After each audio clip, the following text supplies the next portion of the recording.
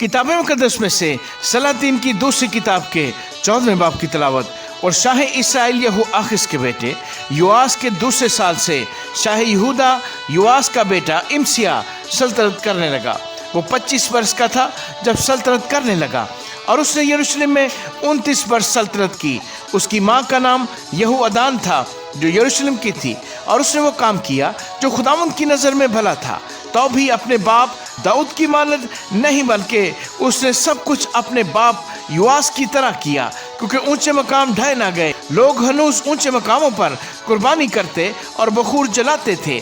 और जब सल्तनत उसके हाथ में मुस्तहकम हो गई तो उसने अपने उन मुलाजमों को जिन्होंने उसके बाप बादशाह को कत्ल किया था जान से मारा, पर उसने उन खूनियों के बच्चों को जान से न मारा, क्योंकि मूसा की शरीयत की किताब में जैसा खुदावंद ने फरमाया लिखा है कि बेटों के बदले बाप न मारे जाएं और न बाप के बदले बेटे मारे जाएं, बल्कि हर शख्स अपने ही गुनाह के सबब से मरे। और उसने वादी शोर में 10,000 अदूमी मारे और सिला को जंग करके ले लिया और उसका नाम युकेतेल रखा जो आज तक है। तब इमसिया ने शाह इसराइल यहूआस बिन यहूआखिस बिन याहू के पास कासिद रवाना किए और कहला भेजा कि जरा आ तो हम एक दूसरे का मुकाबला करें। और शाह इसराइल यहूआस ने शाह यहूदा इमसिया को कहला भेजा कि लुबनान के ऊंट कटारे ने लुबनान के देवदार को पैगाम भेजा कि अपनी बेटी मेरे बेटे से ब्याह दे।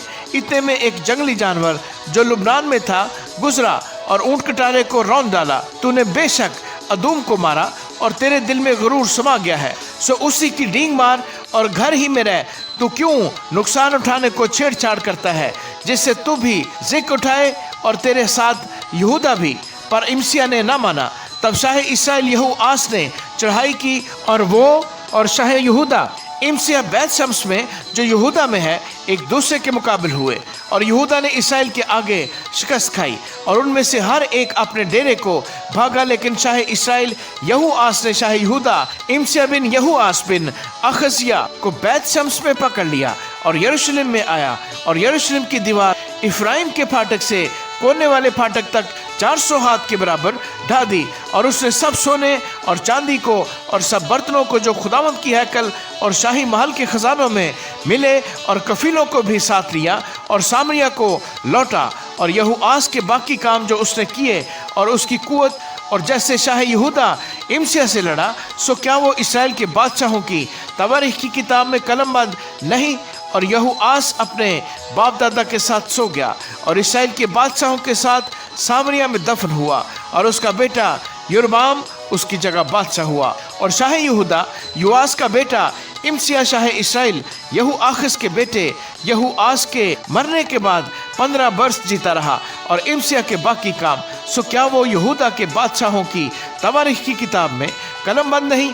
और उन्होंने यरूशलेम में उसके खिलाफ साजिश की, सो वो लकीस को भागा, लेकिन उन्होंने लकीस तक उसका पीछा करके वहीं उसे कत्ल किया और वो उसे घोड़ों पर ले आए और वो यरूशलेम में अपने बाप दादा के साथ दाऊद के शहर में दफन हुआ। और यहूदा के सब लोगों ने अजरिया को जो 16 वर्ष का था उसके बाप इमसिया की जगह बादशाह बनाया।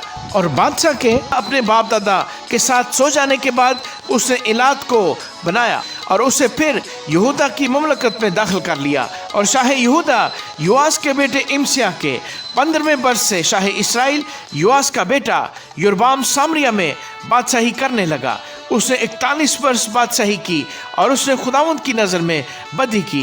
वो नबात के बेटे योरबाम के उन सब गुनाहों से जिनसे उसने इसराइल से गुनाह कराया बाज ना आया। और उसने खुदावंद इसराइल के खुदा के उस सुखन के मुताबिक जो उसने अपने बंदा और नबी यूना बिन इम्ती की मार्फत जो जात हिफर का था फरमाया था, इसराइल की हद को हमाद के मुदखल से मैदान के दरिया तक फिर पहुंचा दिया। इसलिए कि खुदावंद ने इसराइल के दुख को देखा कि वो बहुत सख्त है, क्योंकि ना तो कोई बंद किया हुआ ना आज़ाद छूटा हुआ रहा और ना कोई इसराइल का मददगार था। और खुदावंद ने ये तो नहीं फरमाया था कि मैं रोए ज़मीन पर से اسرائیل کا نام مٹا دوں گا۔ سو اس نے ان کو یواس کے بیٹے یربام کے وسیلے سے رہائی دی، اور یربام کے باقی کام اور سب کچھ جو اس نے کیا اور اس کی قوت، یعنی کیوں کر اس نے لڑ کر دمشق اور حمات کو جو یہودا کے تھے اسرائیل کے لیے واپس لے لیا، سو کیا وہ اسرائیل کے بادشاہوں کی تواریخ کی کتاب میں قلم بند نہیں؟ اور یربام اپنے باپ دادا یعنی اسرائیل کے بادشاہوں کے ساتھ سو گیا، اور اس کا بیٹا زکریا اس کی جگہ بادشاہ ہوا۔ آمین۔